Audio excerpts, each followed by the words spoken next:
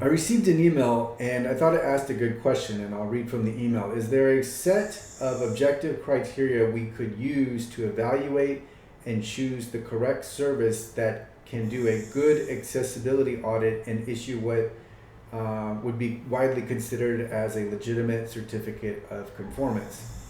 And so, off the top of my head, here are the bullet points that I wrote. And I said the following factors are a good starting point when evaluating the legitimacy of any audit services. Uh, One, whether they offer an automated solution such as a widget. So, if so, disregard them. Two, whether they offer marketing services like SEO. If yes, then disregard them. Three, whether they have been in business for at least 1 year. If yes, then consider them. Four, whether they know what a conformance statement is and what the requirements are.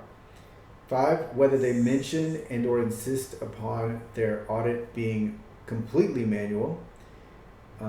Six, whether they specify the environment and the standards used in the audit. So with the environment, think of desktop, mobile, etc.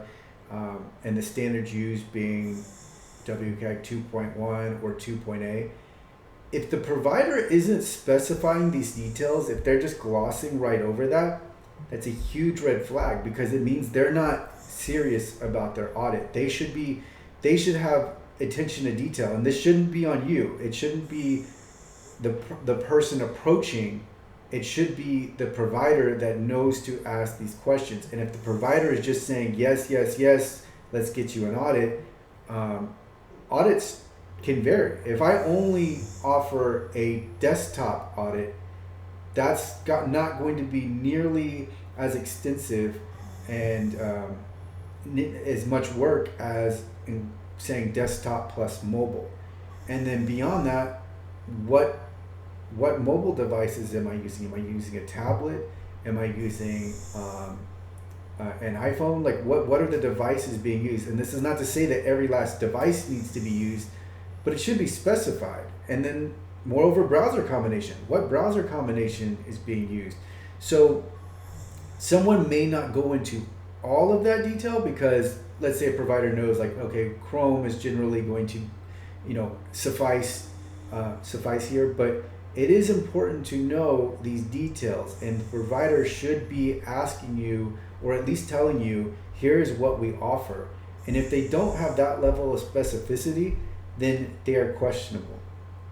And then the last bullet I wrote is whether they know the difference between user testing and an audit. And so that is a very important difference, and you should ask that of the person or the agency or entity that is doing the audit. What is user testing and what is an audit? And if they conflate the two, then that's a problem. Now, testing is done in an audit. When a professional audit is being performed, there will be some level of testing, but it does not qualify as user testing. And so the person that is offering the audit, the provider, they should be able to tell you the difference. And if they cannot, that is a big red flag. And so I believe there's another video I have on user testing versus audits. If not, I'll get that done. And if it's not done, then it definitely is in the ADA book. But those are some objective criteria I would look for, and make sure to ask the provider to see what they know and to see what level of detail they have. If they're glossing over everything and they're just ready to give you an audit, then that's a big red flag.